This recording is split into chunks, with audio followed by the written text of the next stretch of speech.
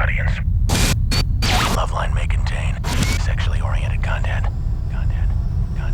Listener discretion is advised. 3, 1, go! Adam Carolla and Dr. Drew. LoveLine, coast to coast. It is LoveLine. I'm Adam Carolla. That is Dr. Drew over there. Phone number 1-800-LOVE-191. Fax number 310-854-4455. Dr. Drew is a board-certified physician and addiction medicine specialist. And tonight, from Politically Incorrect, and most recently from Tomcats, which is coming out this Friday, Bill Maher is here. Thank you, Adam. And it's about time. And let me kiss Bill Maher's ass and insult him at the same time, if I may, to get the show started. Bill has been kind enough to have us on Politically Incorrect quite a few times between the two of us, maybe 15 or 20 times if you combined our scheduled appearances. And this is a town where people love to talk about how bad other people are. Like, I work with a bunch of writers and comedians and performers. They love to bag on guys like Leno, and they love to bag on these late night guys especially. They love to bag on they're sort of mediocre with Conan, but Kilborn they love to bag on. And the thing and they like those guys, they just like to bag on them. I mean, personally, I'm sure, but they like to bag on their performances. Bill Maher, everybody respects, and I don't think that many people even like him. They just respect it. That's exactly right. And you know you're good when people want to say bad things about you and still have to admit you do a good job and that you're very good. Thank you. I do take that as a compliment. No, but it is true. You're right, and I don't care. You know, I mean, there was a certain point in my life where I cared, and you know, I don't because I know why people don't like me. It's because I don't lie. Yeah. Well, if you don't lie, you will make a lot of enemies. No, I don't even think they dislike you, but they don't want to like you. No, they dislike me. Okay, they hate Bill's effing guts. But every person I've ever spoken to, even the late night snobs, even the other comedians and the other writers, they're like, yeah, he does a good job on that show. You can tell they hate to say it, but they can't say anything else. If I may return the compliment, it's not kindness that has us having you guys on as much as we can. It's because, you know, good guests are always at a premium, especially when you do 5 shows a week, four guests a night.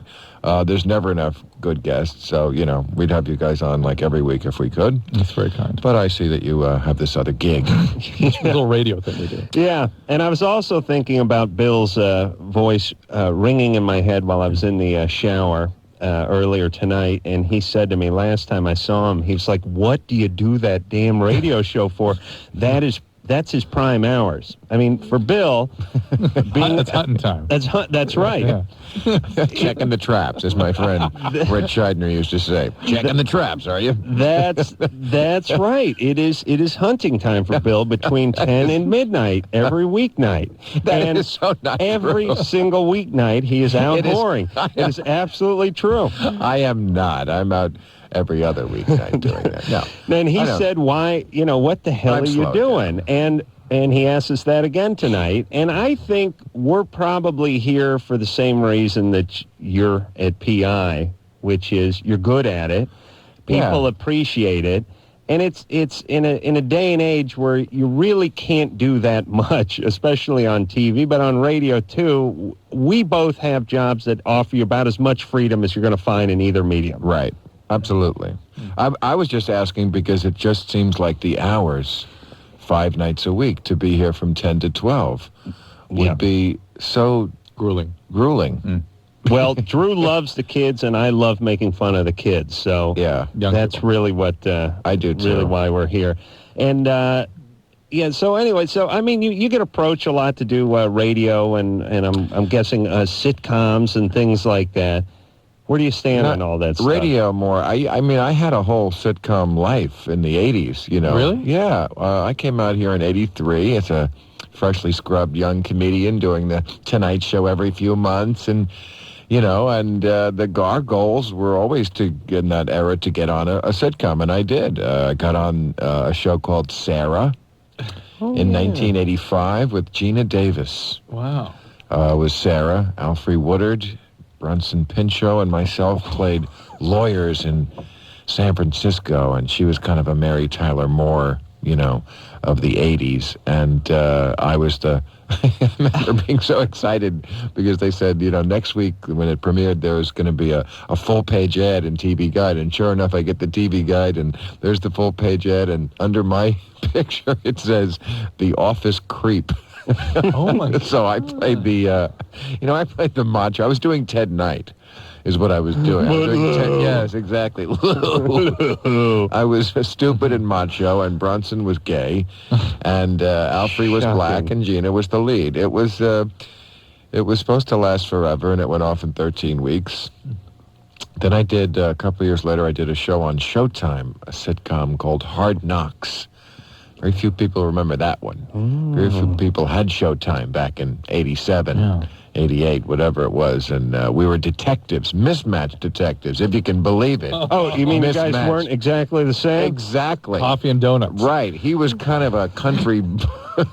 That's my idea. It's called Coffee and Donuts. All right, I love that. Yeah. Johnny Danetti. Donuts is a tough, streetwise Chicago cop. Guess what rules he plays by, Drew? His own rules. His own rules. Oh, he's a maverick. And Charles Coffey III is a very uptight guy, wears a bow tie. Exactly. He's vegan. Right. And they get in that hole, what's in that hot dog. Well, that was suit. it. I was like a hippie, an ex-hippie. I had long hair, and my partner was kind of country bumpkin type. He was dumb, and I was a wise ass, and we fought crime. It was not the best planned show because it was on, again, 13 weeks. But even after it was on for like 10, people would come up to me and say, that show's kind of funny, but what do you guys do? They didn't get that we were detectives because we didn't have an office. We hung out at a bar, and we just seemed to be floating through life. How did PI happen? Was that your idea? Yeah, that was finally when I got fed up with the sitcom. Because then I did another one called Charlie Hoover. Wow. With Sam Kinison and Tim Matheson. Oh. Sam was a little devil on Tim's shoulder. Yeah, that one I remember. Yeah. I remember Sam passed out in the makeup chair. Many a day. Talk about a drug problem there, Doc. You could have used you a little to intervene there. Yeah. Wow. And then I did Schmuck and Son. I played Joe Schmuckalovitz. No, I'm kidding about that one. It sounded like the best idea so far. Yeah, right. And bringing up Chunky. Do you remember that? Bringing up Chunky, the one I did early 90s? No, I missed that one. No. So now, so then you create PI. I know I'm trimming a lot of fat here. Yeah, please. It goes to Comedy. Comedy Central, right? For a long time.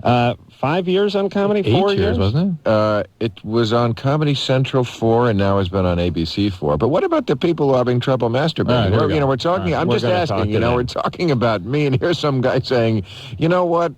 There's green pus coming out. What should I do? Well, let's find Funny out. you should ask. Jason, you're 13. Hey, what's up, guys? Hey, Jason. Hey, Adam. Yeah. You're like a god. Thank you. Dude, I can't believe I'm talking to you. That's why Adam does this That's show. right. His 13-year-old kid's telling me he's a god. I can get as much 13-year-old male tail as I can shake a stick at via this show. You know it. Can't find that at any bar at 11 o'clock All right, at night. Jason. You got to go into their home, buddy. Jason, what's going on? Via the radio. Jason. Yeah? What's up? You got a question? Yeah. All right, you can ask it now. Okay, the question is, hold on one second. All right, Drew, don't start with any prepubescent boys, would you please? It's always a nightmare. It's all we've got up there is 15, 16-year-old males. What did he do? What happened there? His dad busted him. And stop talking. Don't go to guys right at the beginning, Drew. Don't we go through this every night? They scream something about an ass. Well, please. Francis? Yeah. You'd argue with him too, Bill. Believe me, if you had to work with him. Francis, you're 15. What's up, Great Spoodini? What's up, Drew? What's up, Bill? Hey. Great. How you doing? Pretty good. My sister's also on the line when she found out that I was talking to you guys, that she demanded to talk to Bill Maher. Your sister? Hello? There she is. Hello? What's your name? Bridget. Bridget. How old are you, Bridget? You are a god, not Adam. Oh, thank you, Bridget. I appreciate that. Thanks for the clarification. For a minute there, I thought I was a god, but no. I'm sorry. Well, he basically, Oh. he uses his opinions, but he also uses some information besides. That's right. Thank you for noticing that. Stuff his producers that's feed him through an IFB. That's so not true. Bridget, don't let them burst your bubble. He's a mean old man, and he's bitter because he's locked up here every night from 10 to 12. That's true. I'm not out whoring. All right, Fred, what do you want? All right. Well, it's about you're doing shows with at like Columbine. You're doing shows coming up. I saw on the last night on the after party Oscar thing. Is that Bill? No, actually, we're going to do a week with teenagers. You're absolutely right. Boy, these kids are really on the ball. Yeah. They know more about it than I do. Wow. And, But we're not going to Columbine, no, but we're going to have, I think, maybe a couple of kids from there. We're doing a whole week. I think it is the week after this. I think it's the very next week where we're going to have each night, I guess we'll have 2 or 3 teenagers. We're going to talk about different topics like bullying at the schools and one night sex and one night drugs and see if we can get to the bottom of what's wrong with these kids. And, of course, there's nothing wrong that going to see Tomcats wouldn't really help, is what I have to say, is you kids. Absolutely. Oh, God. It's shameless. I'm kidding. Bridget, you still like Bill? I don't care. Yeah, but we had a bomb threat at our school. Yeah. Oh. We got off a day of school because some freshman kid Who decided...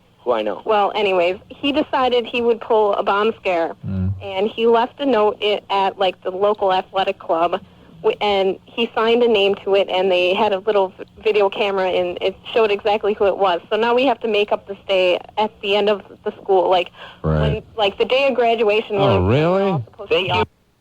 Yeah, okay. It's Well, always, isn't it always that situation of the whole class has to stay after because of one, and that's so true in life too. Yeah, it is. Yeah, I always remember that from sports. It'd be like, all right, set, hut. And then they'd go, Higginstaller jumped off sides. You can all do a lap. Yeah. And while you're doing the lap, you can thank Higginstaller. Yeah. And that was what I said. I don't know what kind of strategy that was for a team to single out the fat kid and have all 30 of us try to beat on him at once. Right. There seemed to be more of that going around back then than Brilliantly now. captured in Varsity Blues. Anyway. But still, this whole thing has sort of gotten out of control with the copycat phenomenon. And it's kind of, there are a lot of messed up kids, there are a lot of angry kids, a lot of kids that try to commit suicide, do all sorts of aggressive acts. Some of these kids would have been turning this stuff on themselves had they not now sort of discovered this option. And unfortunately, I think the only way to get it stopped is to deal with it as sort of terrorist activity. I mean, they really have to clamp down hard. They do, but they also overreact with that zero tolerance policy. Not 2 years, but second graders who are doing nothing more than drawing a picture of a gun get suspended. Now, that is silly. I've been screaming about the bullying thing because I don't know why people don't notice. They say, what's the pattern? Well, the pattern is the kid who does it is always the kid who gets picked on. He's always that frail kid, and you could just tell he's the one. They steal his lunch money, or they knock him to the ground. Whatever they do, it's that kid. It's that kid. And if teachers would stop acting like prison guards who just looked the other way and let the inmates fight it out amongst themselves, if they would just exert a little moral authority there and make it known that you're not allowed to do that to kids, maybe that kid wouldn't be in that state. We even wonder in this show what it is about humans that cause them to go after the weakest at their most needy time. And we are just awful. Yeah, when we're especially developing kids. That's what I'm saying. Young people, they just attack the weak, the sort of vulnerable. Right. As adults, we have it. It just comes out when we're drunk. Right. Hey, fat ass! Yes. Oh, yeah, you, buddy!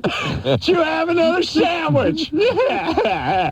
Have fun getting laid, huh, Lardo? But you're absolutely right. I've argued this point on the show, and, I have a bad reputation as someone who hates children. I certainly don't hate children. I like kids. I just don't want any of my own. And little, when they're like infants, I have no use for somebody I can't actually speak with.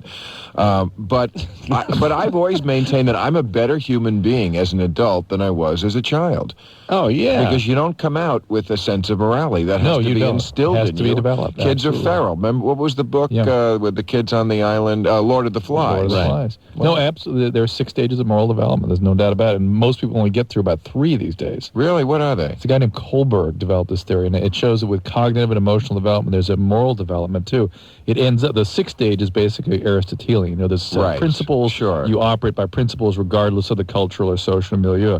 Before that is I've got it in my car. It's probably like recognition, and then it sort of goes to what's fair, Right. and then it goes sort of golden rule, which Right. is you would do unto others, and then Exactly. it becomes sort of abiding by laws and sort of Right. an understanding of being part of a citizen, and then it becomes sort of moral imperatives. And very few people ever think about principles outside of just sort of getting by and doing what's right for them, or what's golden rule type right and wrong. Well, and think about, I got two things to say, and we'll go back to the phones. Think about the message that's sent through the media, which is, it's your world. You Exactly. Take it.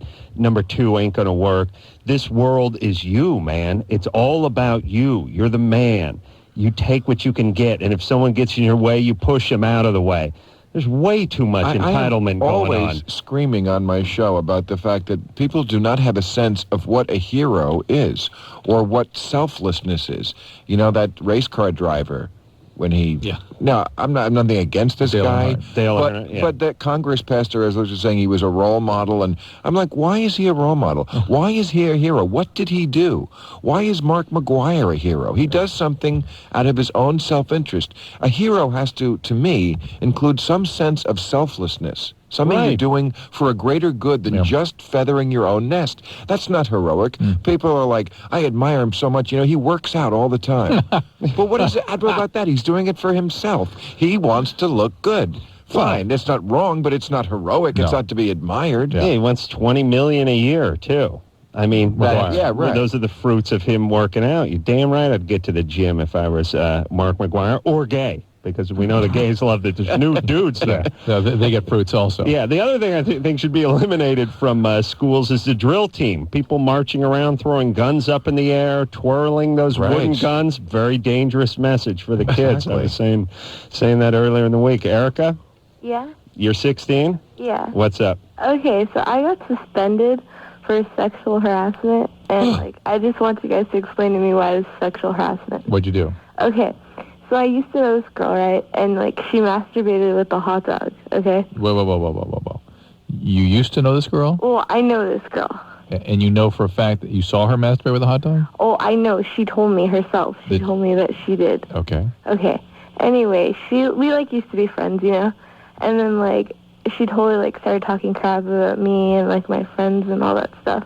What did she say exactly? She just totally calling us sluts and all that stuff. Okay. And then so she totally pushed my buttons, and I went home one day and I wrote a flyer about her calling her hot dog whore and stuff like that. And I made 100 copies and I passed them around school. And so we went before even first period started, the day I passed out those flyers, I got called into the office.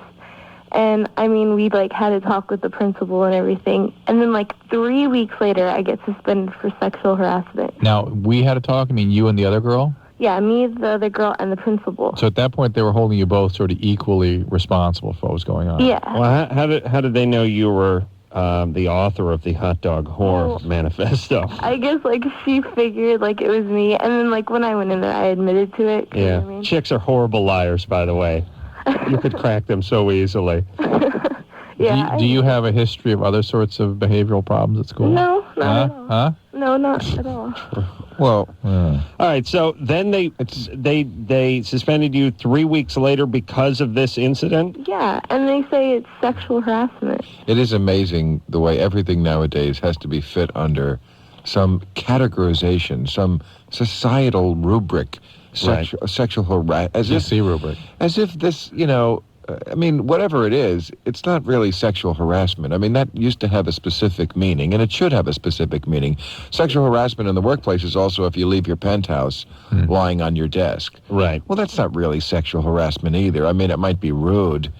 No, what's going on is there's, we're so litigious, everyone's scared assless, so nobody takes any chances, and all the fun is now taken out of society. Thank you. If you work for a big corporation, I don't know if you work for ABC, did they make you sit down and watch those? Yes. Corporate, you had to watch the tapes for Infinity, for CBS. Let me tell you what, no, I did not go to that. Drew? You shouldn't admit that here. I don't give kiss my ass. You'll be sitting down watching those tapes next Drew, week. what happened when they asked me to go watch the sexual harassment I know I sat tape? down and watched What it. did I do? Really? You wouldn't go? You went home and jacked off and napped. That's right. Well, wait a minute. That could have been coincidence. But, that is, I must say, something I'm very sympathetic to is sexual harassment in the workplace. I know, like every guy knows, that women This happens. go through a hell of a lot. And it's better than it used to be. But that is one, I will call women, as you know, like on anything I think that they're BSing about in any way or trying to have it both ways. But they have a legitimate gripe. For years. Men have gotten away in the office with doing pretty much anything they want, and it's harder for a woman to advance. I know, because I tried Sheila is my producer now, but it was a hard road to hoe to get her to that job. Harder than it would have been if she's a man. It's just that is institutionalized. Right. That it is harder for a woman. But I think it detracts from those cases that are legitimate by calling everything sexual harassment. And I feel the same about rape, calling everything rape. Your husband of 10 years rolled over on you when he was drunk, and that's rape. What about the chick who was held up at knife point at the park? Is it the same? Exactly. I don't like that. Right. There should be perhaps, just as levels of murder. The date rape, is that the same? It's a awful crime, but did you ever see that John Stossel report from Brown University? It's just chilling what goes on campuses, but at Brown University, rape was defined as having sex with a woman who was drunk. Right. Oh, that's a law. California. That's California law. That's a law in California. That if you have sex with a woman who's drunk, that's considered rape? And as you know, yes, it's unlawful sexual intercourse. And you know that the I've got to go turn myself in. Excuse me. Oh, Adam, listen, all of his foreplay is gone. Every single encounter I've ever had is now rape. Yes. And our definition of intoxication is going down with drunk driving issues. So it's pretty wild. It's all rape. Hey, Erica? Yeah.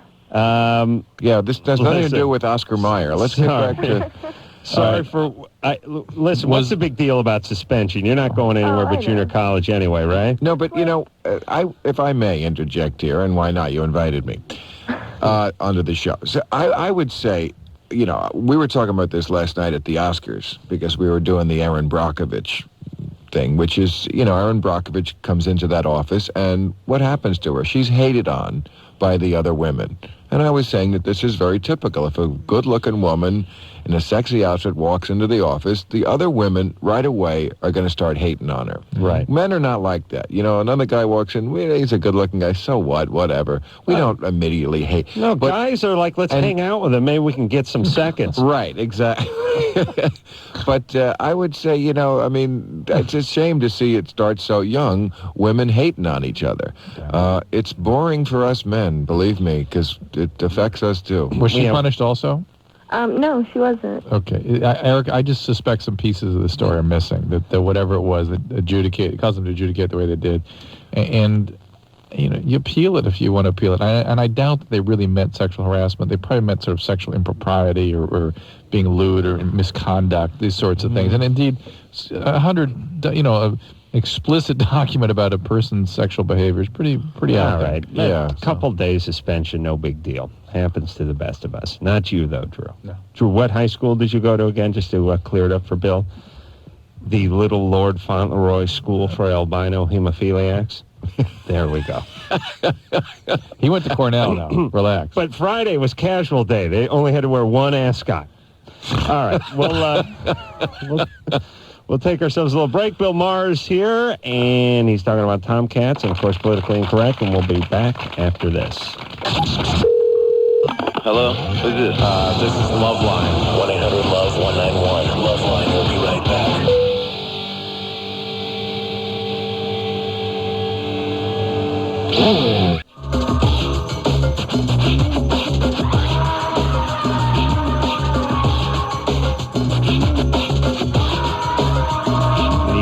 It is LoveLine. I'm Adam Carolla. That is Dr. Drew over there. Bill Maher is our guest tonight. Bill can be seen on the big screen coming up this Friday on Tomcats, and that's going to be everywhere now. Also, of course, politically They are incorrect. plugging the hell out of it. Yeah. I passed probably 20 billboards on the way here. I'm not in this a lot. I'm the bad guy. It took me one day of work, and then they asked me if I would plugged. I said, that's not my movie. I said, yeah, they gave me a list of things. I said, I'll do Dr. Drew and Adam show. But it's not my movie. Nice. It's a bunch of, this is the one thing I'm going to do. It's a bunch of, 20-something. It looked like hot, fun. young It looks like fun. actors in a funny romp, I hope. It's the Porkies of our generation. Hey, and by the way, if you ever go back, you think of Porky's as this sort of, lighthearted, sexual coming-of-age romp. If you watch that movie now, there's issues with abusive fathers and racism. There's one Jewish kid, and it's like, hey, Jew boy. Yeah. And there's this drunken dad who beats on his kid, and even it's almost a scary movie. There's like a shower Tomcats scene. is better than Porky's. Oh, good. It is. It really is. Well, It's pretty funny. Then I'm there. Yeah. Scott, Hey, how's it going? you're 24. What's up? Yeah, I'm 24. I'm in the medical profession, and basically I have a patient that I basically have frequently because she's has COPD and stuff like that, and her granddaughter is absolutely gorgeous. Yeah. It's been going on for like 2 months. Like, we go there all the time, take the grandmother to the hospital, and it's like flirting with the granddaughter. It's crazy. It's like... Wait. First of all, what do you do? I'm an EMT. EMT. Yeah, I'm an emergency medical technician. So grandma's going in and out of the hospital. How old is the daughter? The granddaughter? I think she's like 20. Oh. She's definitely overage. She's not guilty, you know what I mean? So as far as the granddaughter's concerned, he's a fireman. You come in, saves grandma. He's got a patch on his sleeve, and he rolls in the front door. So right? what's the problem? I don't know if it's morally... I want to continue, actually, What's your policy there? How old are you? I'm 24. How old? 24. 24. All right. Well, what's your policy at Have work? fun. Well, Yeah. I looked through the books like that. My partner's giving me so much hell for this, but I'm through the book. because you don't jealous. she's not the patient, and it would, you should, if you do make some sort of connection with her, you should ask to be taken off the grandma's case in some fashion. I mean, you really need to be sort of diverted or have somebody else cover that one. I mean, how do I do that? I don't know. That's your job, but Well, wait a minute. Why? What's the big deal? because you really, when you're doing medical care, you can't have what's called a dual relationship. You lose your objectivity. You don't do your job right. Exactly. At the very minimum. Really? Yeah, But you do. what about a little incentive? You know what I mean? You want to impress a chick, keep Granny alive. Yeah, but he can go do that on his time. You know what I mean? It's like trying to take care of your kids. Listen, or your wife. Drew talks all the time about not mixing business with pleasure, not dating in the workplace, and that kind of stuff. And I tell him work is basically school for adults. I mean, if you Absolutely. can date chicks in your high school, you certainly should be able to date chicks you work is that with. people in authority, Right. and people in authority in work shouldn't take advantage of the people that That's manage. true. And they do that. All Yes. people like presidents shouldn't do that kind of crap. No, they shouldn't. Right. But that's not a good example. What's that? I wonder, is it a moral thing? I think the issue is boundaries and how you conduct the relationship with the grandma. And I How think, much contact do you have with Grandma as an EMT? I mean, Seriously, she's like a frequent flyer. We get her at least twice a week. Oh boy. Well, She's going to be dead in 15 minutes anyway. Jump on that. I mean, you got to be careful in life, but come on, isn't this being too careful? Yes, get with the granddaughter. Yeah. And the grandma will kick off soon. You'll be there to pick up the pieces, and there you go. but the connection's got to be made off work. sensitivity. Off work. Off work. Well, yeah, That's right. Don't bang her on the gurney. No. Get her at a lunch break in the cafeteria. Is that what you're talking about, Drew? Enjoy. Every kid should be Nice. so conscientious, right? to Yeah, have that's such a nice. No, question? that's nice that he's thinking it through. Nicole, Hi, guys. you're 24. Hey. What's up? I have a question, Dr. Drew. Oh, by the way, Adam, I saw your show for the first time, and I absolutely love The Wheel of Destiny. Oh, yes, the I man was waiting show. for the penis on the face, though. I was waiting for that, but unfortunately, no. Well, the Wheel of Destiny is true. As you know, I've urinated on people's wallets in the Wheel of Destiny, and we've had all kinds of good one times. of my customers is doing your show. He was telling me about the wood chipper. Oh, yeah, Oh. don't give too much I won't away. get it. I'm going to zip it on that one. we got a brand new Wheel of Destiny coming Yeah, up here. Looking forward to it. All Whatever. right. All right there, I like it Nicole. when Adam's the king. My question is about ecstasy. If I were king. Yes. Okay, I've done it once, Yeah. and I deeply regret it because it really screwed me up when I came down from it. Yeah. What are the long-term effects from it? Because I have a friend that does it on a regular basis. Yeah. There's a guy named Alan Leshner at the National Institute of Drug Abuse, National Institute of Mental Health, that has a ton of PET scans up on the website Okay. for the NIDA. And you can show her the dark spots from brain cell death. in the mood. She takes that stuff from GNC that kind of replenishes. No, it doesn't replenish anything because these cells are dead. Okay. And she will need to be on antidepressants her whole life, probably, because that's what happens to people that have significant amounts of brain cell loss in that area. Well, how much of it is she doing? I don't know. I went to a party about 3 weeks ago. She did a whole bunch of it there, and the guy she was with, I mean, they came down probably 3-4 days later. Yeah, she is gonna start having panic attacks. You're gonna start seeing her have a lot of anxiety and eventually severely depressed. Because I know when I came down from it the first time, I mean, I'd never done even pot, anything like that. Yeah. I was totally want to slash my wrist. I don't know where it came from. All right, now how you felt? You're a lightweight. I mean, I understand, but how Nicole not scare all us heavyweights how away Nicole from drugs. felt the day after is how people that use a lot of this drug start feeling the rest of their life. But see, the thing is, when I took it, I came I was all happy and giddy and everything. I know, it must be wonderful. It must be wonderful. I wish we lived in a world where ecstasy didn't hurt you. I'd take it. I wish we lived in a world where threesomes were good for you. We'd do that. My wife and I would do that. I mean, it doesn't work. You're right on both counts. I took a half for the first time. It lasted 4 hours, and I took it a half. And you know, there's nobody more liberal about drugs than myself. I was rooting like mad for traffic last night because I'm rooting for anything that will stop this insane drug war and the way we prosecute it, and will hopefully turn this country around so where we treat drug abuse as a medical problem and not a criminal problem. But I agree. I mean, drugs like ecstasy are bad drugs because you don't know what it is. It turns out that doesn't matter. The more pure the ecstasy, the more damaging. Well, I'm just saying, when you get a drug from a dealer, you have no idea what's in it. I mean, Timothy Leary told me, years ago, he said, there's not been acid around for 20 years. He said, what really is acid, what we did in the 60s, which, at one point was legal and also was something that they used, and they still want to use again now, real acid for psychotherapy. No. He said, it's not, he said, anything they don't want to use it. Oh, yeah. No. It was in the New York Times the other day. There are people who want it. And they also use ecstasy, but believe me, the people that know about these drugs, they are so damaging. They really are. I don't know about that. I don't know if pure lysergic, whatever that thing is, was so damaging. What I think is damaging and what is dangerous is that when you buy drugs from, some guy who says, here's ecstasy. He doesn't know what's in it. It's just a pill. It's a bunch of strychnine and speed and crap and God knows what else. And what a thing to do, to put into your body something that you have no idea what it is, sold to you by someone who's obviously unscrupulous, because drug dealers are. Well, either way, whether it's pure or cut with a baby laxative, either way, it's doing some damage. And I guess that's the point. And I agree, drugs should be legalized all the way around across the board, but I don't like people that, because they want to make an argument for legalization, say that pot's good for you and, acid doesn't hurt you. And, there's that camp that basically says, it's all good for I'm you. in that camp. Smoke as much weed as you want. Well, here's the thing. I'm in the camp. Number one is that we have to stop going drugs as if they're all the same. Would you do that with prescription drugs?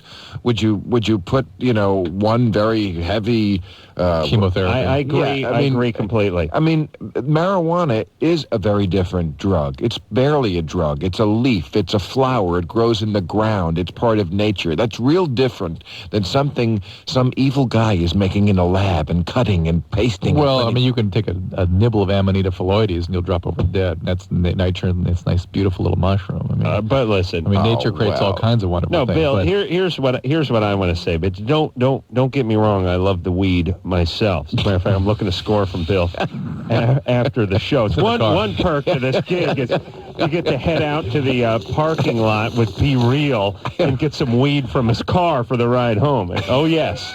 Oh, yes. Be Real. You find out that Bobo just sucked it all down. You want some good weed? Ask Be Real from Cypress Hill. That man show you did with Snoop? Yeah. I remember he's done my show, and boy, that hallway smells pretty good when he's there. But I was going to say, what must that have been like doing that show with Snoop? That must have been fun. I don't remember. We were so baked. Really? I mean, baked.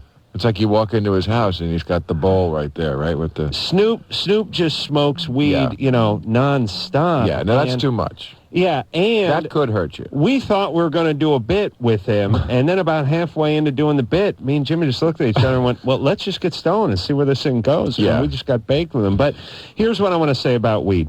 I have no problem with weed, and I have no problem with anything that adults want to do. Right.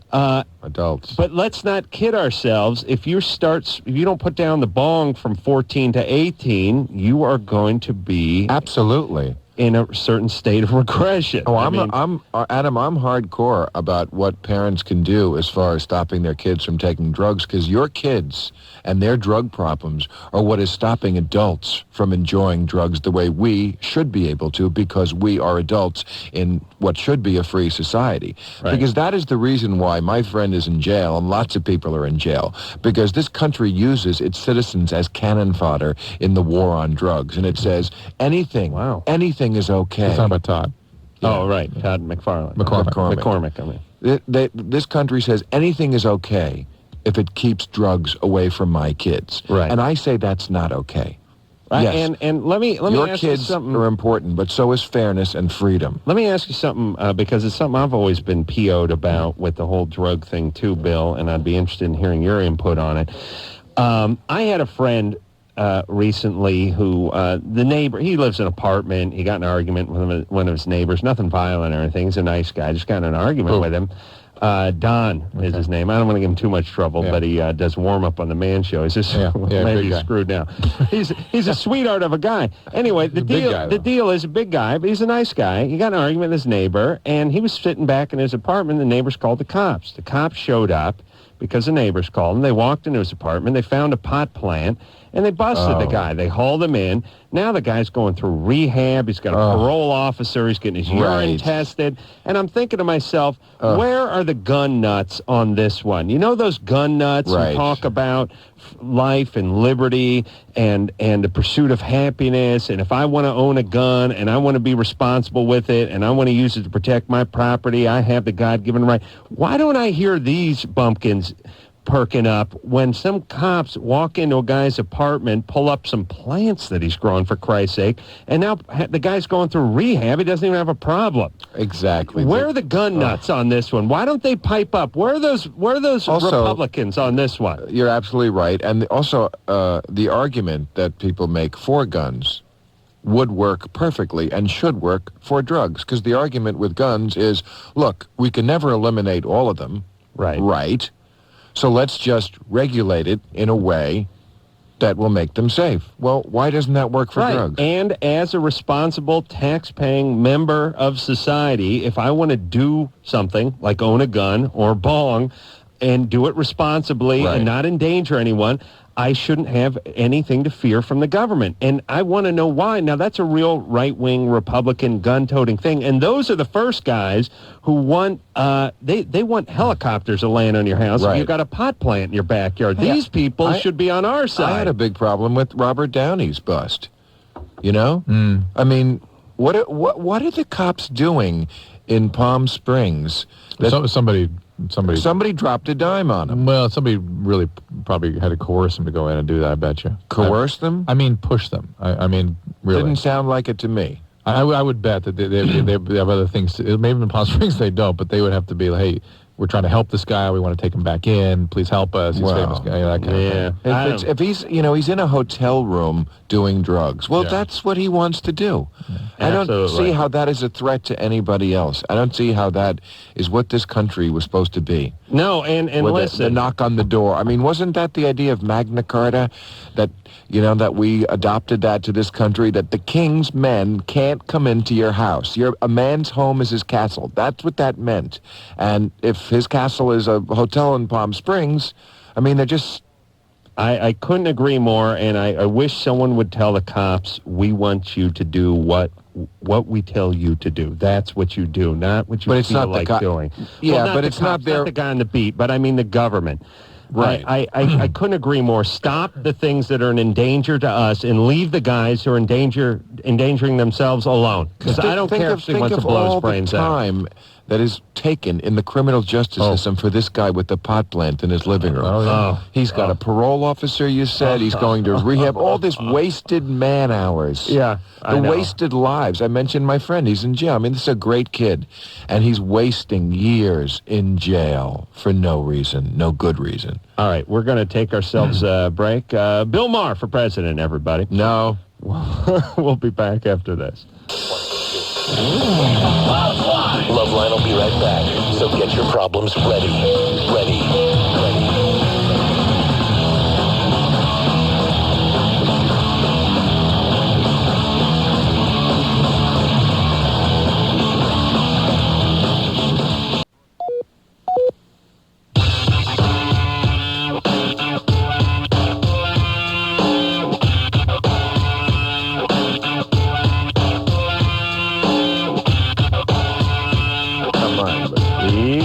It is LoveLine.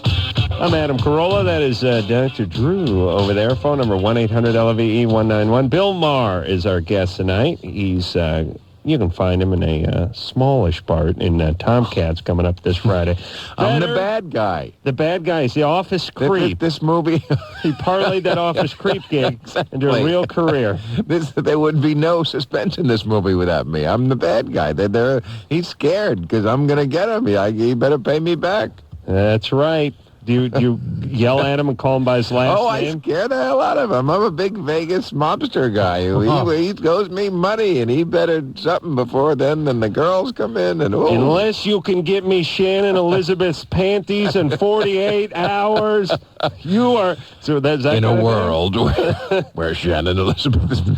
Yeah, I forget, but I know it's funny, and I'm the bad guy. I miss movies where people had a very limited amount of time to do something, like Smoking the Bandit. I got a semi-load full of Coors, and I got to get to Arkansas in 32 hours. They don't seem to have the time limit movies so much anymore. If they do, it's a bomb that's going to go off or something. Yeah. But it used to just be good bets. Get me her panties, run the Coors.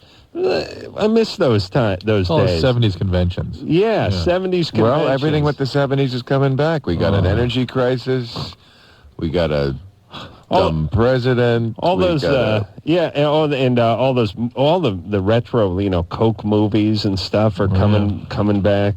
Drew, this is your worst nightmare. What? 70s coming back. Shane, what up? You're 18. What's up? Nothing much. I have a question for Bill. Yes, sir. Wow, you're like my favorite person in the world. I can't believe I'm talking to you. I appreciate that. Yeah, I watch your show as much as I possibly can and try and tell everybody to watch it as much as they can, too, because I think it teaches everybody a lot of stuff. Good. And good. I kind of also want to tell you that I don't know what you're doing after you leave that show, but I kind of want to take over, if that's all right with you. Done and done. That's a good ambition. Oh, it's, one of my many. Yeah. Well, I'm flattered by that. No, that's... Well, no, what kind of tips do you got, though? You mean you really want to get into broadcasting? Yeah. Gosh. Starting radio. Yeah.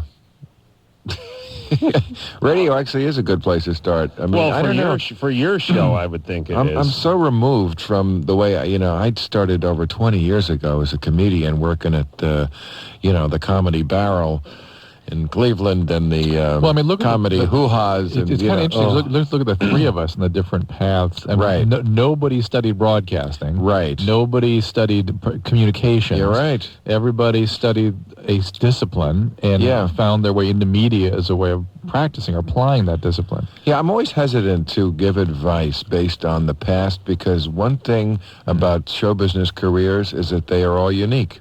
Yeah. It's all a snowflake in this business. I never heard two that actually went off the same way. So whatever I would tell you probably wouldn't apply to you if it applied to me. But less plotting and more doing, Shane. Right. I think would be the answer. Is there any common quality you see amongst people? Well, I think just a strong desire. It's like any business that's highly competitive.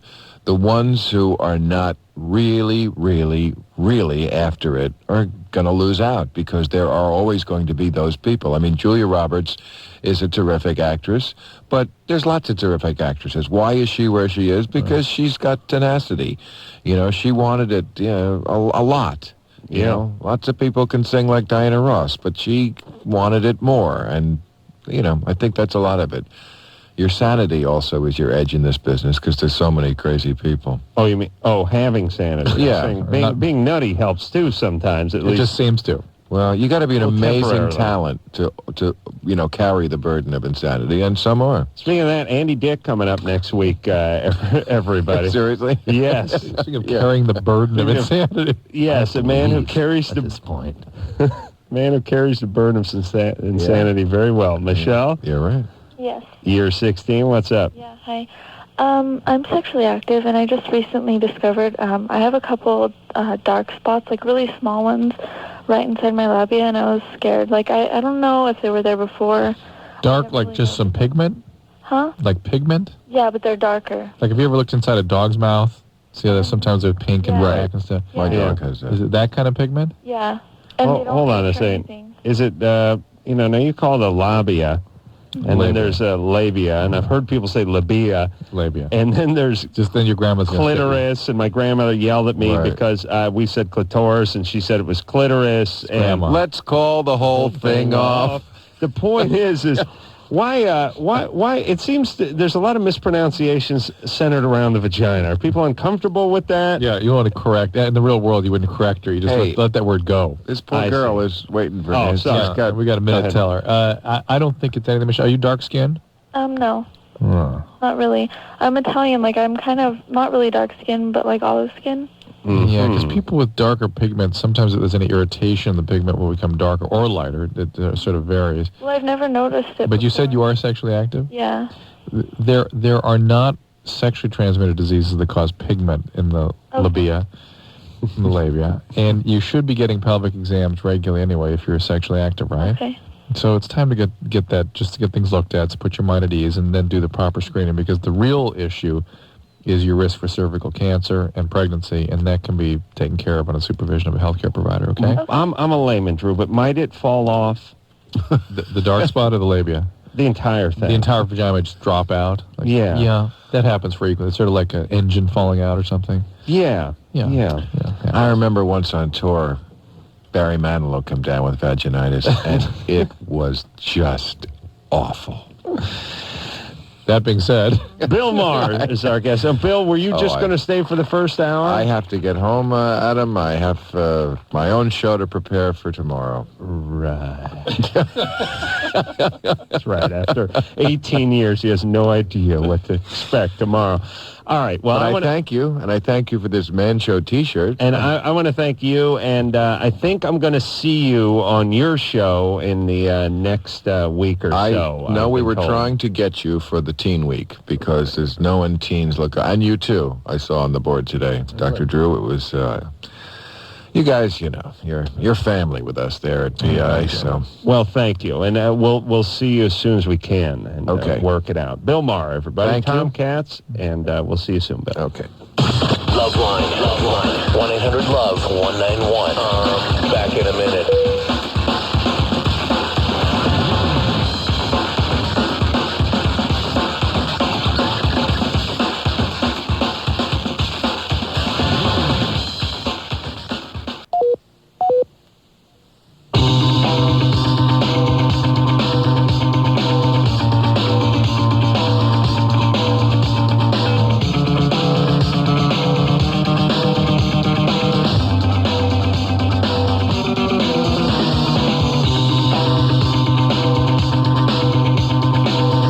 Yep, LoveLine. I'm Adam. That is Drew over there. I want to thank Bill Maher for coming in here and hanging with us for the first hour.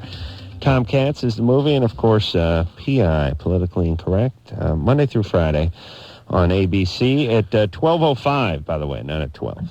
you know, he said that we were up there because they just like us on the show, but they did do us the I don't know, the good service of they have actually had us on their billboard in Times Square.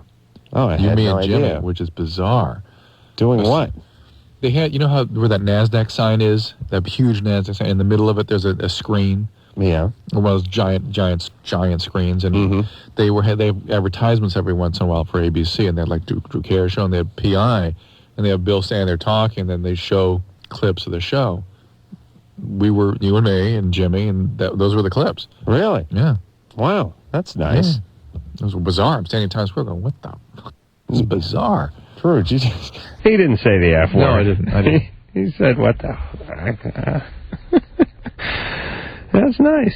You know, one misconception I always had about, B/C celebrity, I figured if that kind of stuff happened that people would tell me. As it turns out, No. I never hear from anybody. No. Either they don't care, they don't see it, or they don't care to tell me, or all the above. Jake? Yeah. You're 27? Yeah. What's up? All right. You know, you guys always make the connection between a gay son and his controlling mother. Adam does that. Yes, and so does Drew. Adam, what would you say is behind the mother? Like, why is she so unhealthily controlling as to turn her own son gay, as you would say? Why is she so domineering? That's a great question. I don't know what turns women domineering that way. Do you think it's intrusiveness or domineering? Is it masculinity? What is it? I would say both. So it's intrusiveness, controlling. Yeah, it is basically a lot of the qualities that go along with Jewish mothers. Okay. Although they don't seem to turn their sons gay, although they probably want to go gay, they're just so freaked out by their mom and by Nana and Papa who passed away, and what would they think if they knew? So that would be sort of intrusive, angry, controlling. But do you think it's a fear of the masculine?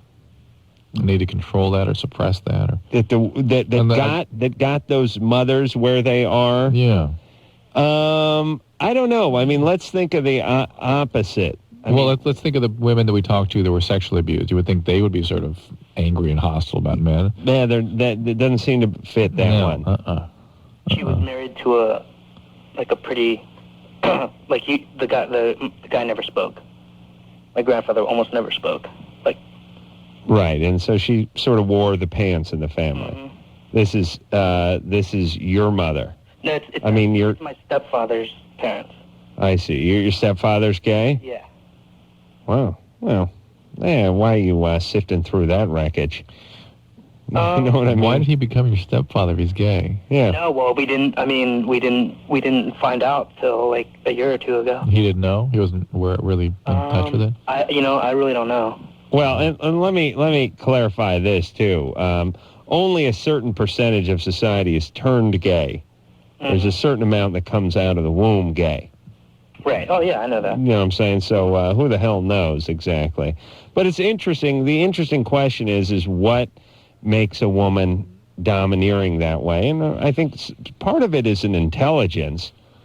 I mean, higher IQ women seem to be a more authoritative and maybe a little more demanding and maybe a little more like some high IQ men. Less is acceptable. I would still think. You know what I mean? I still think it was pretty like high anxiety or deprived childhoods. I would think that did it. Yeah. All right. Cody. Yeah. You're 14. Yeah. What's up? About 2 days ago. Yeah, it was 2 days ago.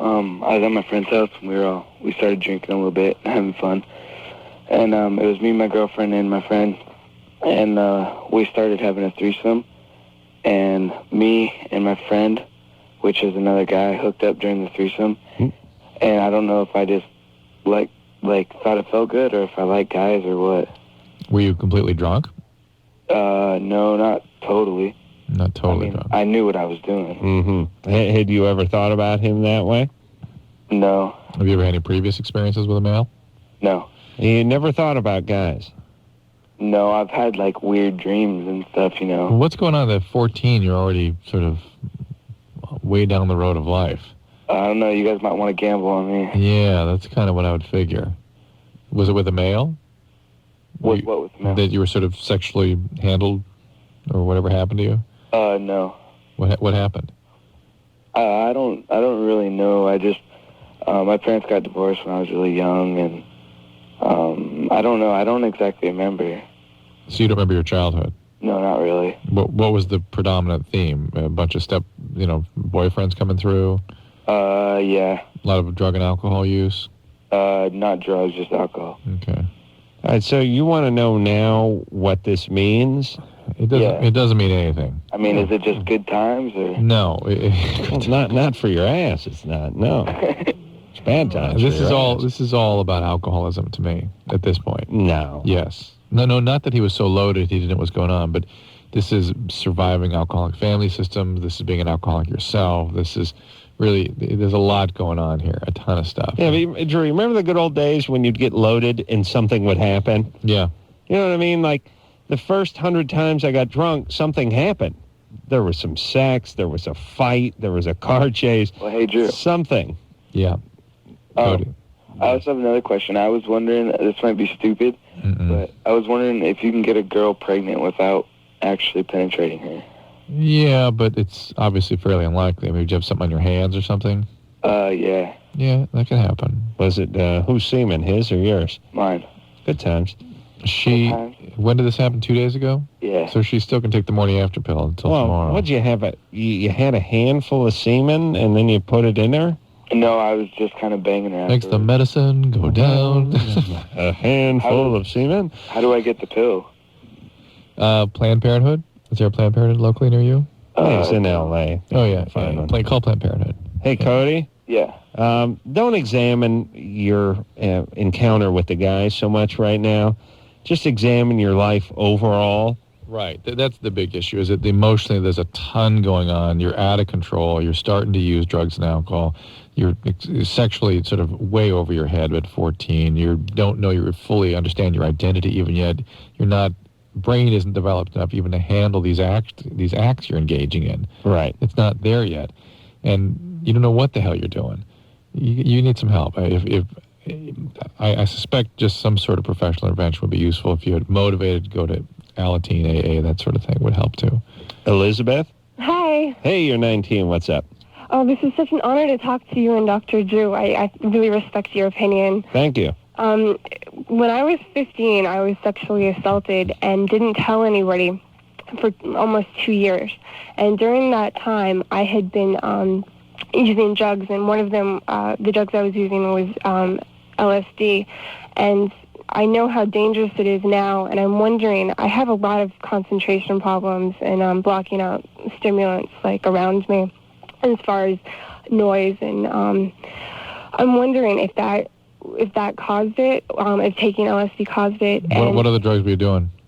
What am I doing? What other drugs did you do during those 2 years? I smoked pot and a lot. It was very frequently that I did, but I am 19 now, and I drank occasionally. So it was daily pot and how much acid? I think in that 2 year period, I took maybe 8 hits of acid. Were they any time sort of big doses? Yes, I took 4 at one time. Yeah, that's kind of you hurt yourself, those big doses. Yeah, what's everybody? Help me explain. I mean, help explain it to me. You do a tab of acid, you're freaked out for the day. What's 4 going to do you? Right, when I took it the first time, it didn't do anything. Actually, for 2 times I took it, and then when I did it, it made me really happy, and it was just, I thought, okay, so the more I take, it's going to be even better, and it wasn't, because I was in a really bad place. I wasn't happy. Well, yeah, and you have a sort of what I'd like to call the effed up ceiling. You can only go, you know what I mean? I mean, like if you let's just talk about booze for a second. You can have yourself 6 or 8 beers and be jacked up, and you can drink another 6 or 8 beers, but you're not going to be more effed up. You're just going to be vomiting and pass out. You know what I mean? I mean, it took me many years to figure that math out, by the way, Drew. Nice. Very nice. But, to all you people that are completely loaded and still doing shots or, high as a kite on acid and doing another tab or flying on X and doing another pill, why bother? You're just throwing money out the window at that point. And what happened with the sexual assault? All right. When I listened to your show, and I think that I came from very controlling parents, and that I wasn't able to put myself in high enough regard to stay, to set my own boundaries, and to very much say Have you had some treatment since then? Yes, I did. Yeah, I was going to say that's not. If listening to our show gave you all that, I'm very impressed. Yeah, but no way. I did group counseling, and I found that I could relate to other people, and that it wasn't just me. Right, of course. All right. So I don't know what to do now, though. Like, I have all these concentration problems, and I want to go to school. Memory difficulty, concentration problems, mood instability, that would all be common from this. You might want to see a psychiatrist who's used to dealing with drugs and alcohol, because there actually are medication that will help with this. Whatever happens, do not let them put you on stimulants, There you go. Ritalin, that kind of thing. Craig? Yeah, hi. You're 18. Yeah, first I want to say, Adam and Drew, you're great. I really appreciate you taking my call, and I listen to your show every day, and it's the highlight of my day, and I just really think it's great. Thanks. My question is this. I am a virgin, and I had heard that Kegel exercises and all these other sort of fads or whatever can help you prolong ejaculation, and I'm going to be going off to college next year, and hopefully within those 4 years I'm going to lose my virginity. But well, he wants you ready. Yeah. Unless that ejaculation comes in. He's treating sex like it's the Olympics, you know. Every 4 years it comes around and it all boils down to that one luge ride that's only a half mile long, and it's make or break. No, I just know there's usually problems out of the gate, and that's kind of be embarrassing because I have had no sexual experience. So I see. I just want every advantage. So you want to put it off. Well, you've been putting it off for 18 years. Already. Yeah, Kegels. It's not that I haven't had a chance. Before. No, I know. Every virgin guy says that. Kegels for some people. Like that's what's. By the way, that's supposed to earn you some respect. Yeah, I could have got laid when I was 16, but I didn't. No. It's. To make a long story short, this girl in 8th grade sounded like one of your usual colleagues. All right. Do it and stuff. We believe you. Now, listen. Here's my problem with the Kegel. Don't overanalyze. exercises. You're going to tell me, right? I am saying that sex should be the thing that people enjoy. One of the things people enjoy about sex is this sort of free aspect of it, that they're not thinking about anything else, that their worries and all those inhibitions and everything, they're just gone. They're just in the moment. It's a visceral thing. You know what I mean? It's a thing that attracts people to drugs, quite honestly, and. If you're worried about, checking the clock and anus palpitations and timing and things and, your training, I just think there's going to be too much going into it. I agree. Your partner's not going to have fun, and you're going to have difficulty. Yeah, you're a normal, healthy guy. Find someone you dig and learn together. Yeah, I was just wondering, because I know you guys obviously have had sex by now, but if looking back, is there any advice you could offer? No, I don't think there is, because there's a certain. I mean, I can equate it to boxing, which is. I remember getting in the ring for the first time, and there's really no amount of stuff you can do in the gym that prepares you for being in the ring. Right. It can help. Right. But there's nothing like being in the ring time in the ring. Yeah. It's battle like airplane pilots. No, it's being a physician too. We do all kinds of stuff, but then you go out there and you do it. First you do it with under supervision, then you're doing it. Yeah, I mean, there's a certain amount of skipping rope and hitting a heavy bag, and a certain amount of looking at anatomy books and taking tests and whatever analogy you want to use. Mm-hmm. But eventually, you got to log hours. Mm-hmm. In the wheelbarrow position is what I'm saying. That's I figured. And sex is that. And here's what you got to do with sex. You want to be good at it, you got to get to it. Find yourself, a plane to fly or a patient to operate on or a sparring partner to beat on, and just get busy and start logging those hours. You can't work it all out in advance. Sure, it's good to be in reasonable shape and all that kind of stuff so you don't crap on yourself. But other than that. Speaking of crapping on yourself. Take this call. Oh, really? Rob? Caller who goes by the name of Rob, who's 17. Hello? Oh, okay. Maybe it's not Rob. What's going on? Oh, hi. I just want to say I like your show. I listen to it a lot. What's your name? Jennifer. Okay. Oh, there you go. What's up, Jennifer? Okay, well, I've been going out with a guy for on and off for 4 months, and I met him over a phone chat service. So I just recently actually met him face-to-face. Uh-huh. And I have a lot of other friends that go to the same school as him, but he lives about 40 miles away from me, so I don't get to see him often. And they're all telling me that he's been cheating on me. And I guess the girl he's been cheating on me with a couple times left a hickey. And I just Genius. This last weekend, and I confronted him on it. And one of his best friends, and also my friend who's a girl, was his... He told me that she bit him, and so what's your question?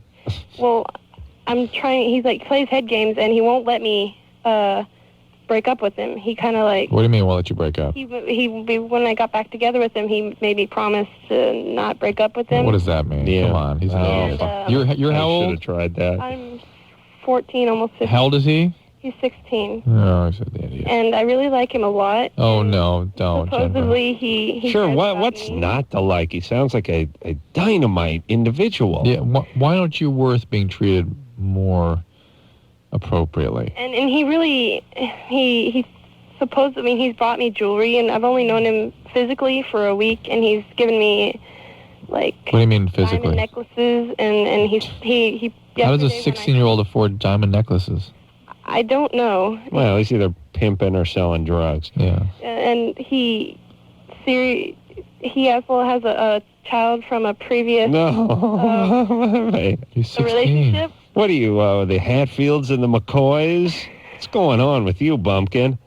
Well, what's wrong? You're 14, baby. He's giving you costume jewelry and wanting you to sign documents that basically having you agree to never break up with him. It sounds like he's trying to make you a prostitute. He lives 40 miles away. No, it really sounds like he's going to try to be her pimp or something. But the strangest Doesn't it sound like that? Yeah, it kind of does. It really does. You got to get away from this. Jennifer, you got to get away from this. Hey, Jennifer? Yeah? You've got to get away. Oh, did you say that? Whether or not it's turning her into a prostitute or not, this is bad. But that's the strangest thing is, Well, anytime you accept jewelry, ladies, you're a prostitute. Keep that in mind. Thanks. But also, he recently just saw his ex-girlfriend with the child today, and they slept together. he asked him the question, who do you love more, your current girlfriend or your son? And he chose me. And when I talked to him earlier on the phone... What'd you do, see a videotape of the confrontation? This guy is BSing you. She called me, and she was crying, and she's like, I hope you feel better, because my child's never going to see his father again because he loves you. Yeah, remember those words, because you'll be making that phone call one day soon, too, to his next victim while you're home with your kid. Okay. Listen, Screwball, I don't know what's going on with you. You're meeting guys over the chat lines. You're hooking up with dudes that are 40 miles out of town that go to another school. This guy's cheating on you. He's got hickeys. He's got a kid. He's 16. This guy's going to be in jail in another 6 months. Actually, he's already going to be in juvenile hall for all of summer. For what? He won't tell me. Oh, for God's sakes, Jennifer, please. Baby, please, just stop. What do you do? What, do you hate your dad that much? Has somebody been beating you up at home or up? something? No, I have an alcoholic father. Okay, well, go to Alateen. Go to Alateen. This is not the way to solve the problem of the pain you're feeling from your home front. Okay. This is going to send you down a path of total destruction. You remember these words, I guarantee it. And let me reiterate that by saying this.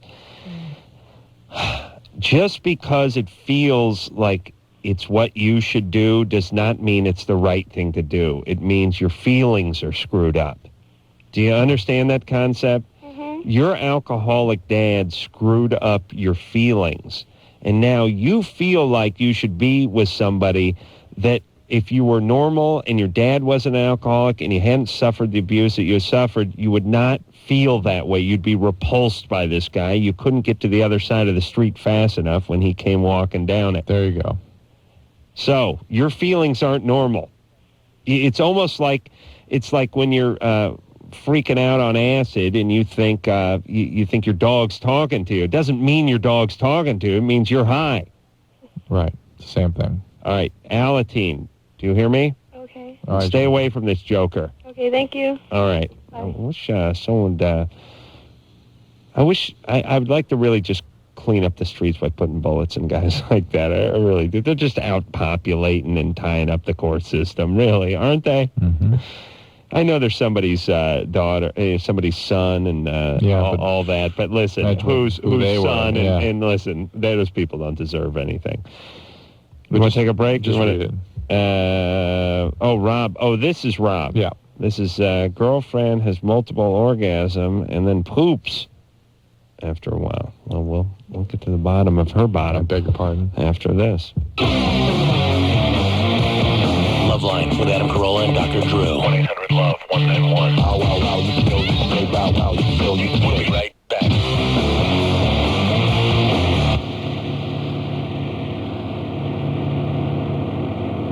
You're listening to LoveLine on Outrageous Talk Radio, 100.7 The Buzz.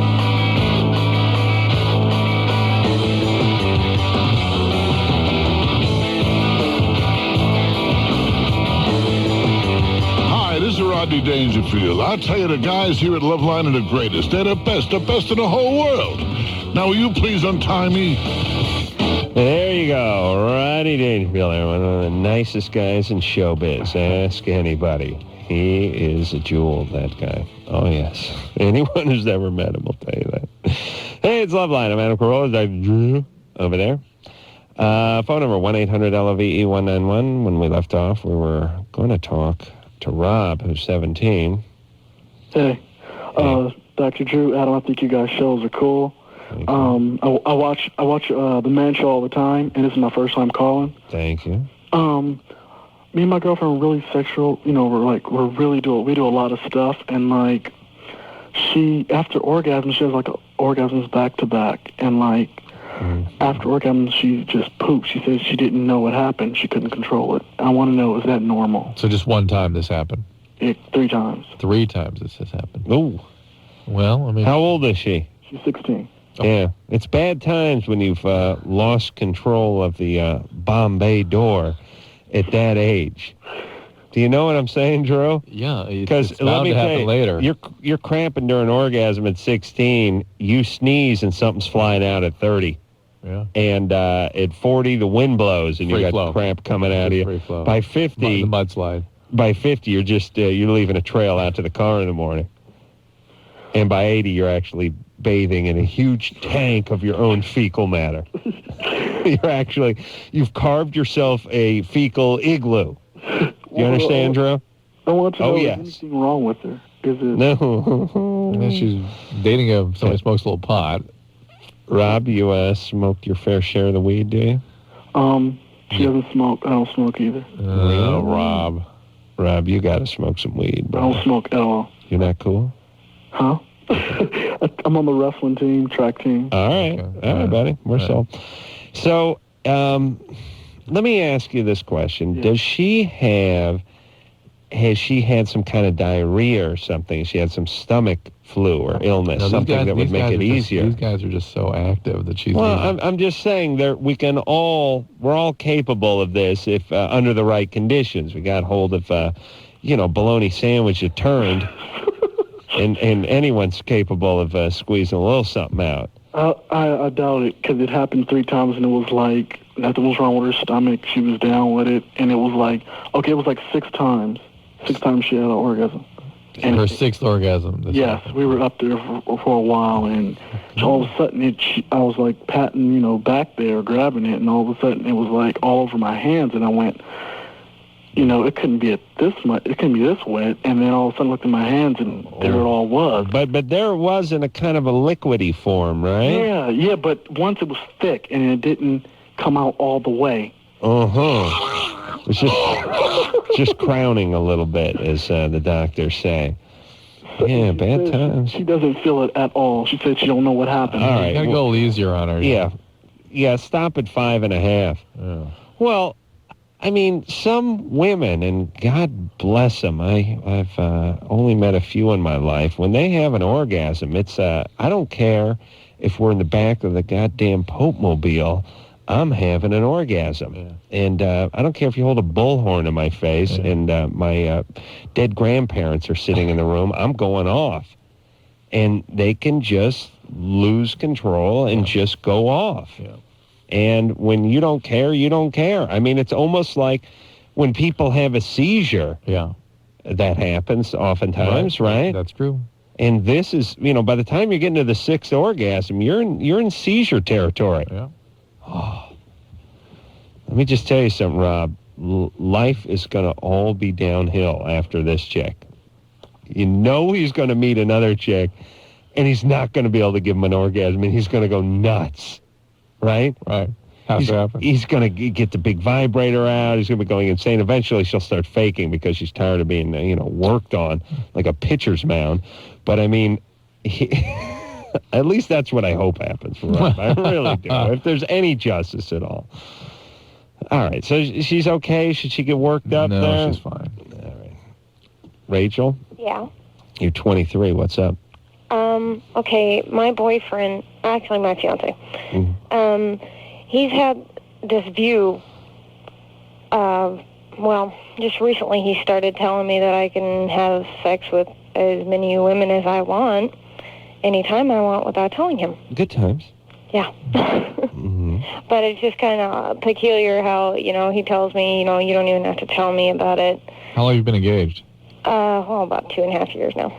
Why such a long engagement? Good question. I don't know. I mean, I figure, well, we're kind of low income, so, it's kind of hard for us to have the kind of wedding that I would like to have. Right. And you and he can invite all your bi friends. Right. Is he bi, too? No, No, not at all. He's totally homophobic. Is he seeing women? Huh? Is he seeing other women? I don't know. You don't know. Well, what's up with this relationship? And by the way she answered that makes me a little nervous. And whenever a guy gives a woman carte blanche to go out and screw around, I think he's kind of saying I may be up to something. Yeah, too. he's either checking out or he's trying to make himself sort of make it okay that he do the same thing. Yeah, that's what I've had a lot of my friends tell me too. Yep. Well, why do they tell you that? Well, because he's also said a lot of other things too that kind of. Like, give me an example. Well, not really said, but just kind of acted out certain things. Like, he'll act really funny around this specific friend of ours and his girlfriend. He acts kind of standoffish in front of her, and then when I walk away or something, they're all chit-chatting together, and then when I come back, it's just like... You can feel the tension. Yeah. As though he was in a threesome with them? See, that's the thing. I don't really... I don't know. I mean, Rachel, you don't know a lot for someone who's been engaged for 2.5 years. Yeah, I know. Why is that? I'm picturing, by the way, on this guy, I'm picturing like a 2 or 3 stage mullet. I'm really picturing like a mullet times mullet. Yeah, like almost maybe even shaved clean on the side with the ponytail. Right, what kind of hairdo? He was one of those kids like at age 6 had a mullet. You seen those? Well, he's got a crew cut.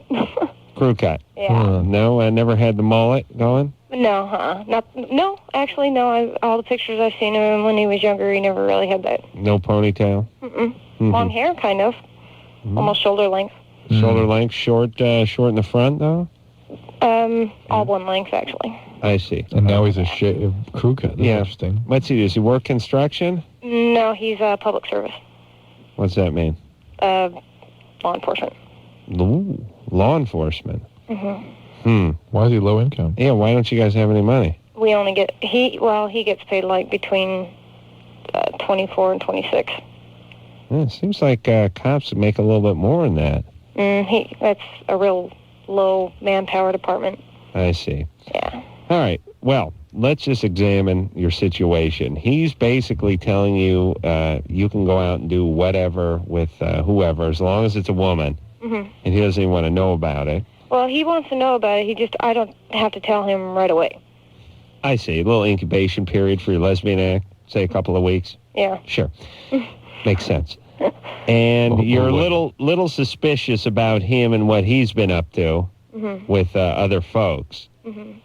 And I would bet, just checking my gut here, that something's up with him and other folks. Or he's checking out this relationship in some way. Do you guys... Backing down. All right, Drew, get ready. You steadied over there? Yeah. Do you guys have a kid? No. Dear Lord. Thank you, Lord. But you don't have a kid with anybody else? No, Okay. I'm child-free. Are you sterile? I have no idea. Are you using protection? No, See, I didn't get you. See, it's so funny because I end up doing the math. Like, I'm like, they got to have a kid. And that's like, no, I don't have a kid. And I'm like, that seems weird. How'd that happen? And then I think, and then Drew pops up, and I agree. It's like, well, do you have a kid from another relationship? And I go, oh, that must be it. That's what I'm talking about. And it's like, no. And I'm like, this is somebody who's responsible enough to get herself on the birth control or use some form of contraception. And then I think, then they go, then it's like, okay, I guess they must be. Maybe I read them wrong. And then it's like, no, we don't use anything. And I thought, yeah, my instinct was right. It's just the kid hasn't come yet. Right. Rachel, do not have a kid with this guy. Okay. This guy's chaotic. You guys don't make any money. Yeah. And you're not using birth control. Yeah. And there's going to be a problem here because there's going to be a kid, and you're going to get a kid, and then you're going to break up in 8 months, and you're going to be left with this kid and no income. Yeah. And then I got to pay for it, you see? Yeah. Okay. Now, if you want to salvage this thing, you better get this guy talking. I don't know how to do that. Well, you better tell him if we're going to get married, we're going to have to get some counseling, go to the church, do whatever it is. Oh. But we got to start getting to the bottom of you telling me to just go out and do whatever I want with women. Mm-hmm. And why are you saying that? What does that mean? Why did you moan so much when Adam said that? Because I've so mentioned numerous times that we need to go to counseling. And Okay, well. since he's a major breadwinner, he's the one with the benefits. What about through your church? I don't go to church. Wait a minute, she's in the Santeria. Are you Find a kidding me? church, yeah. And the church I do have here in town, I have no faith in them. Okay, but here's where you're way ahead of the game, Rachel. You don't have And a listen to me, all you screwballs. You don't have 3 kids. Yeah. If this thing goes south, you walk away, you're 23, you get a job, you grab a roommate, you live your life for a couple of years, you go back to junior college, and you make something of your life. Mm-hmm. I would really worry about this guy, and I think Rachel worries about it. Yeah, and there's probably even more here that we don't know about. Okay. Do not marry him, and please don't have any kids until you guys get to the bottom of this. Katie? Yes. You're 20? Yes. What's up? Not much. I was actually calling because I seem to have a problem. I started dating this guy, and it was really embarrassing because we were drinking one night, and I don't normally drink because I've had an alcohol problem in the past, and ended up wetting the bed. I could totally understand that frightened him away, but this happened with an ex-boyfriend of mine too. Like, it was really horrible. He peed on me, but we stayed together for 9 months. He peed on you? Well, it's sleeping, like, from alcohol. Yeah, well, I wouldn't really classify that as being peed on. Well, I mean, alcoholics will get out of the bed, stand over you, and pee on you. I love that. They will do that. Well, but he didn't do that. No, not at all. No, but listen, He Katie, wet the bed. You wet the bed. He peed on you. You notice the phraseology there? Okay, no, I understand, but what I'm saying is there anything that I can do? Because I feel as though I ruined a good friendship and I scared away this guy. Friendship? You mean relationship? Well, both. Okay. Your urination did not scare him away. He was on his way out anyway. If he was into you... No, the one was a relationship from 9 months ago. We ended up breaking ties and everything when he moved. And then what does that have to do with the pee? Well, this new boy, I was dating this guy for about 3 weeks, and then... You weed on him. Yeah. Yeah, he left not because you peed. He left because he was leaving anyway. Okay. No, I'm just saying that I've done this more than once. And we're talking about the recent guy. Current guy. Uh-huh.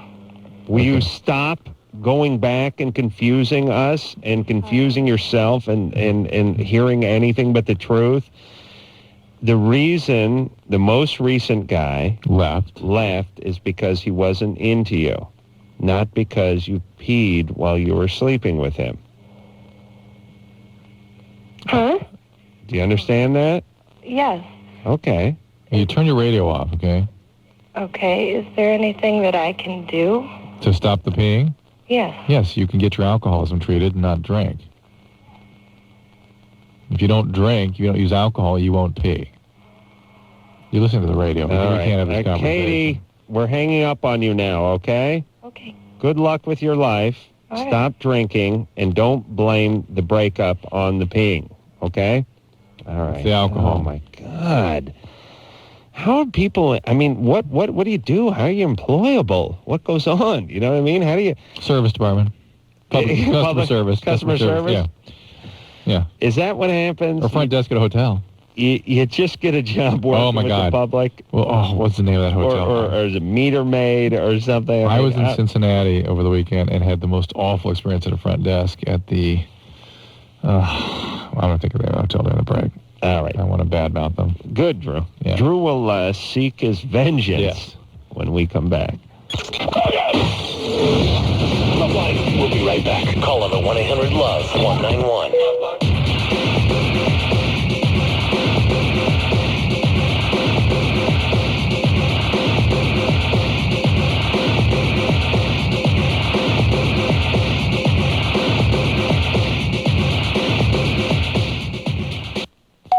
You're listening to LoveLine on Outrageous Talk Radio, 100.7 The Buzz.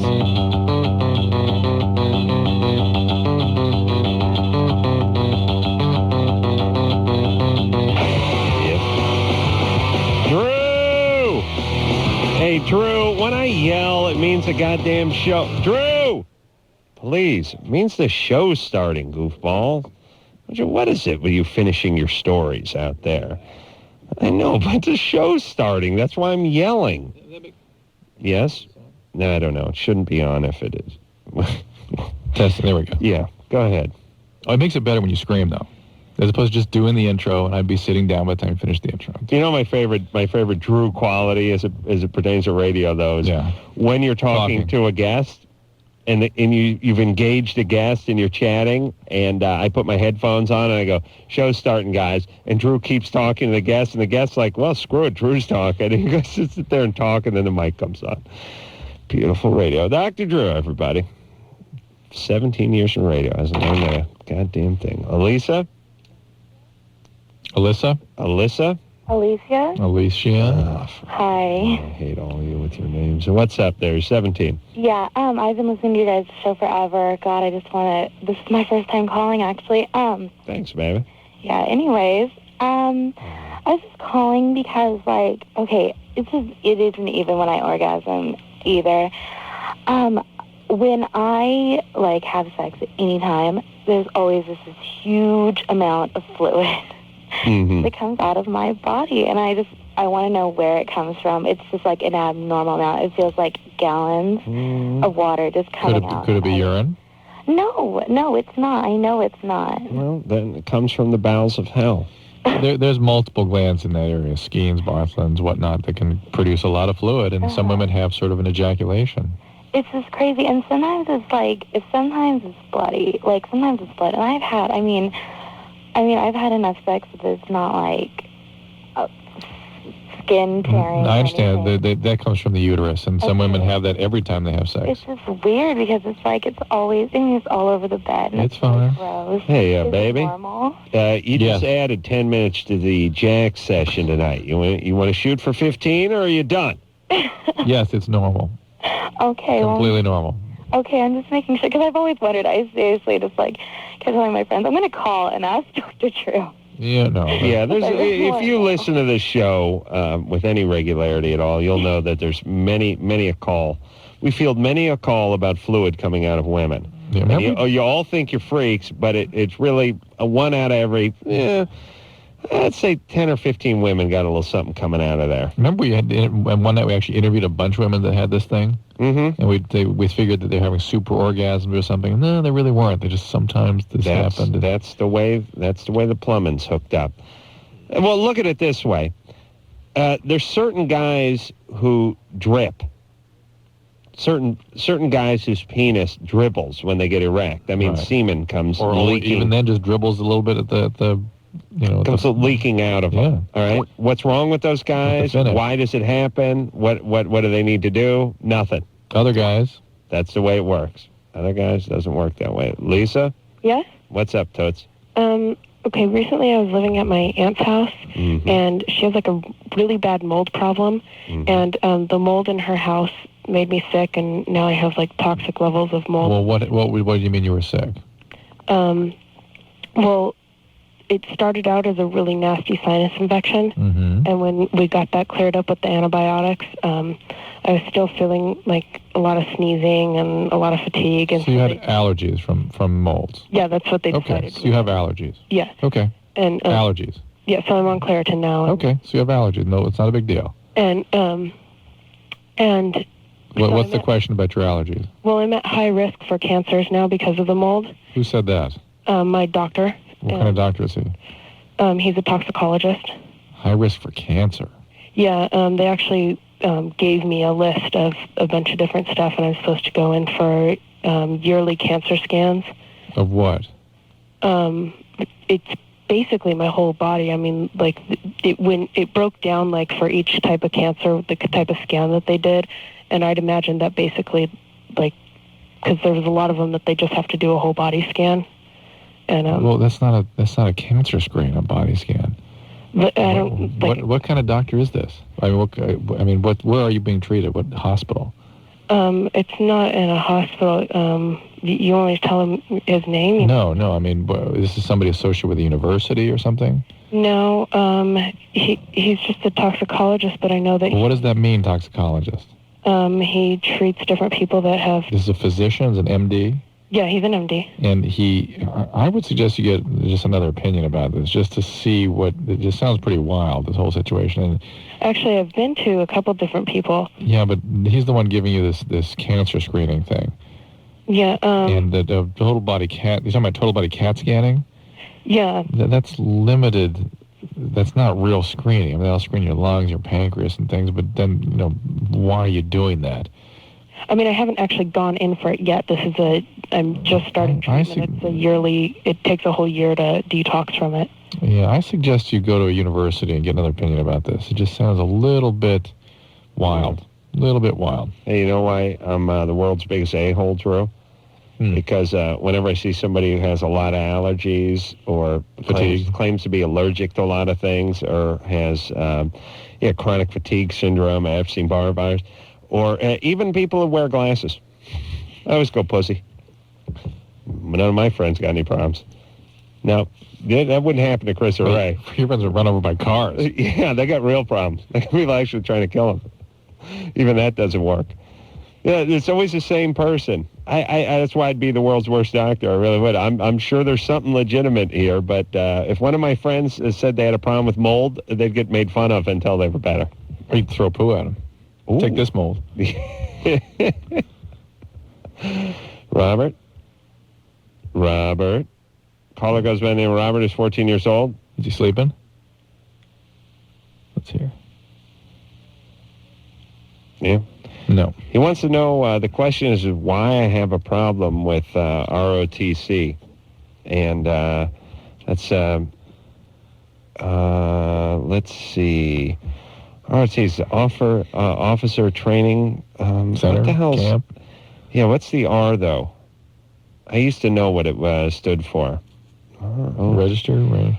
ROTC. Well, anyway, no, I don't have a problem with ROTC. I wish all the screwballs in the world would do that. Oh, he's back? Back now? Robert? Yeah. You there? Yeah, right here. What's up?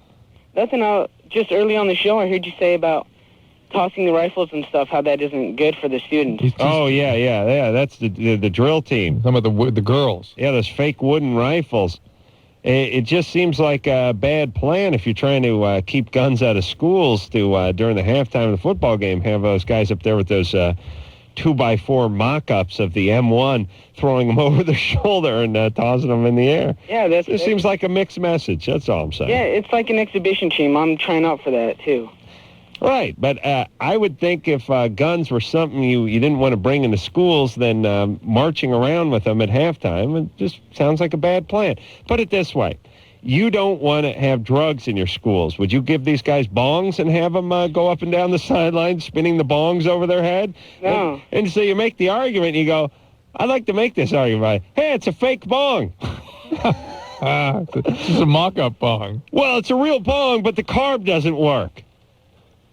What do you think how do you think that argument would go over at the student council meeting, the PTA?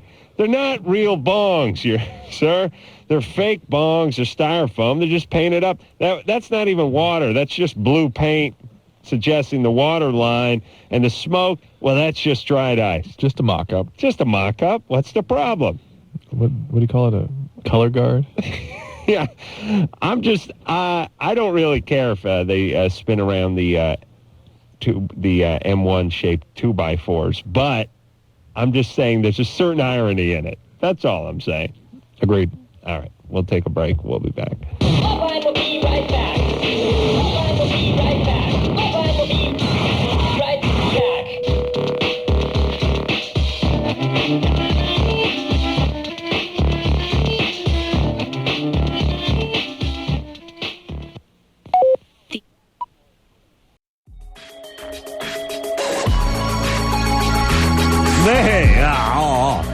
Well, there you go. LoveLine. Another fantabulous episode. I want to thank Bill Maher for coming in here. I like Bill Maher. Oh, yeah. He's, not everyone has something nice to say about Bill Maher, but the good news is he doesn't give a rat's ass, and, boy, he's got something to say. Yeah. And give me a guy who's got something to say over a guy who doesn't, who has shiny teeth. That's right. All right. So I want to thank Bill Maher. Tell him we're going to go out and watch that Tomcats coming out this Friday. Having a little Temptation Island semi-reunion. Tomorrow night. Oh, and something Anna's been asked me to plug for last, since half hour before the show started, and I refused to, is Sunday night. We want to talk about ecstasy. Yes. And we need folks to call in who have what, Ann? Who have had experiences with it, or who are basically an opinion. If you go to raves, you do ecstasy. Right, and no layman. I'm talking about someone who's been to at least 10 or 15 raves, at least, and has done a whole S-load of if you're gonna show people who are in the midst of all that, you're gonna have to show people who are also 10 years down the line on antidepressants and all that stuff. So we need those also. 818-567-1067 between 10 a.m. and 2, 10 a.m. and 3. Yeah. Okay. Call producer Ann. Specific time. And these are people who can call in on the show on Sunday night as well. Okay. Not necessarily guests. That'll be X night, Sunday night. So until next time, this is Adam Carolla, Dr. Drew saying mahalo. Have fun getting laid, huh, Lardo? This has been LoveLine. The opinions expressed on this show are not necessarily those of the staff, management, sponsors, or this station. The producer for LoveLine is Ann Wilkins Ingle. LoveLine is a presentation of Westwood One Entertainment.